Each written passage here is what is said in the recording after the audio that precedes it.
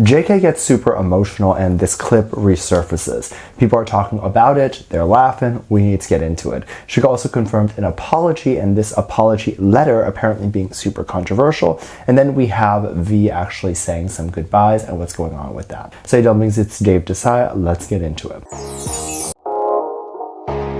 There's a story that just came out that has made a lot of people go crazy, and I think this is such a cool, fun story, and it really shows how much the boys within the BTS group love, and they don't just love each other, but they love people around them, and they're very easy to get along with. And they do have friends outside of their group. V probably has the most prominent friend group outside of BTS, and one that is more widely talked about because they had their own show, like the Suga Squad, in the Soup. So we end up getting to know how all their personalities mesh with each other, and because we do, anytime they interact or whatever it is, it becomes news, especially since their interactions and the show got really high ratings. Something that people are talking about recently is the fact that V and one of the Suga Squad friends, Bogum, were inseparable even after they decided to enlist. So Bogum enlisted first, and this was around the time of the pandemic. So V couldn't actually just visit the camp. The restrictions were very strict, and I would imagine that the most they could probably do is a video call. Now, I don't really know how did these services during the peak of the pandemic and lockdown and all that sort of stuff, because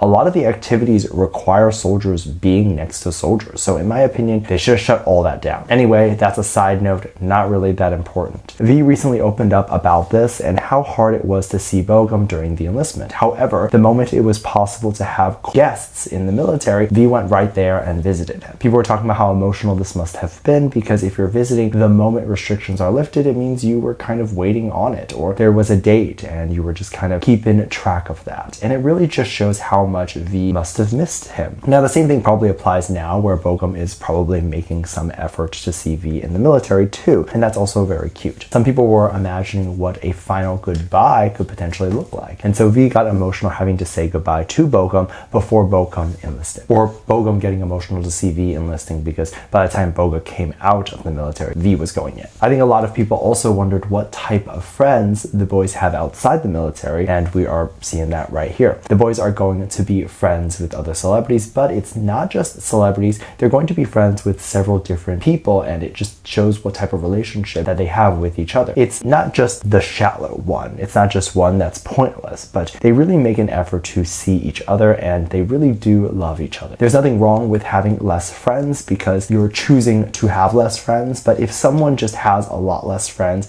that could be a sign that something is wrong with that person, that they're hard to get along with or whatever it is. And these are rumors that the community says about V a lot. So this is definitely proof that V is a good person. I'm glad that we get to see these clips in these moments because it makes me really happy, and especially happy to see moments in which the boys get to be happy and show love and all that stuff. One of those moments was none other than a viral clip showing JK actually sort of teasing someone at one of his shows. If you're not aware, not too long ago, JK was doing his promo for his album, and he performed at Good Morning America, I believe. During his performance, there was a moment in which the MC of Good Morning America decided to talk to someone in the crowd, and specifically pointed out this little girl that was in the crowd but was holding up a poster and clearly was like a really big fan of JK. This is so cute. It's especially cute to see someone so young showing their passion, because I think most people are thinking someone who maybe isn't even a teenager yet probably wouldn't be acting in love with a celebrity out of hormones. They would be doing it because they genuinely just like it, and that person that they're obsessed with gives them these like childhood wondrous feelings. I don't entirely understand what the fascination is with people and younger people being obsessed with things,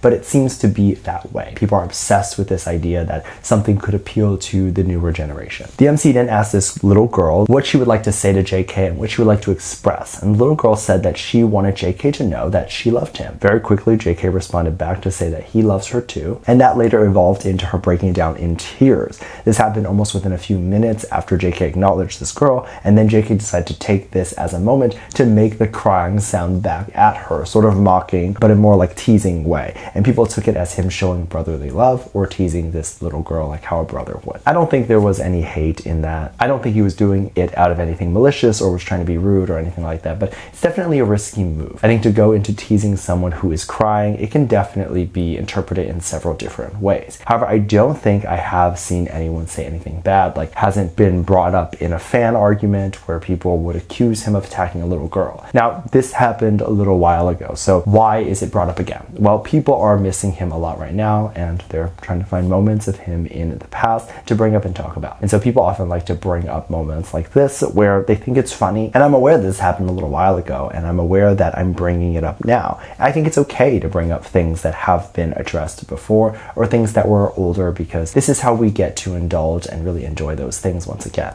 A lot of the community likes to rehash old things as well as watch shows and relive moments, so I'm hoping that this moment brought a little bit of joy to you and is something that you enjoyed hearing about. Now we are going to switch into a little bit more bad news, but I think it's important to talk about it as it is something that has happened within the community. Suga recently made a post talking about his feeling about everything that's going on and making a deep apology about it.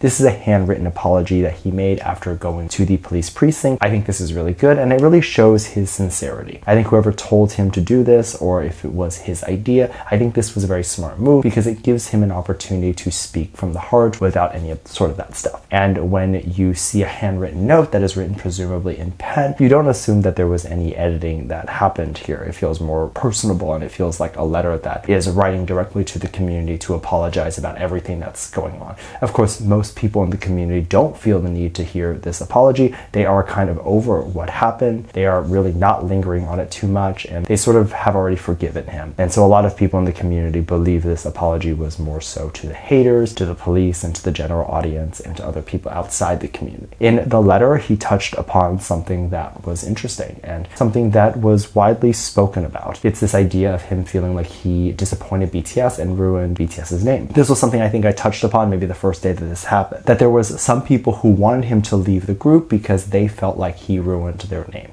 This is part of the idea that I really hate, which is putting people on such a high pedestal, imagining them in a way that they never were, and then expecting them to live up to those expectations. People will have assumptions about other people. This happens widely in society, and this happens with the people who you thought you called friends and the people who you thought you called family. You might look at them one day and say, oh wow, I had no idea you were this type of person. But the actual fact that they change is probably less likely, and it's more so the fact that we just perceive them differently. Now, people don't change willy-nilly, but if you're seeing someone as someone who's changed and you're getting upset, then probably something happened, which is you've changed, then them actually kind of changing. This is not to say that Suga was doing these types of things all the time without us knowing, but when you put someone up in a pedestal and you say that they could never do anything wrong and that they never do anything bad, you are almost setting them up for something like this, because we've seen scandals in Western culture that involve guns and not be blown out of proportion the same way that this was. It's only because we put K-pop on this pedestal. There have been a lot of people now after the apology that are saying how he can make this right is to just leave the group. This is the type of stuff that makes me upset, because some of the people that are saying this are not necessarily BTS fans, obviously, but what does that matter to you then, or anyone? Why, if you're not a fan of this specific group, do you care if they lose a member or not? I literally could not care less what happens to some of these artists that I don't really keep up with. If you told me they went to jail, I'd be like, oh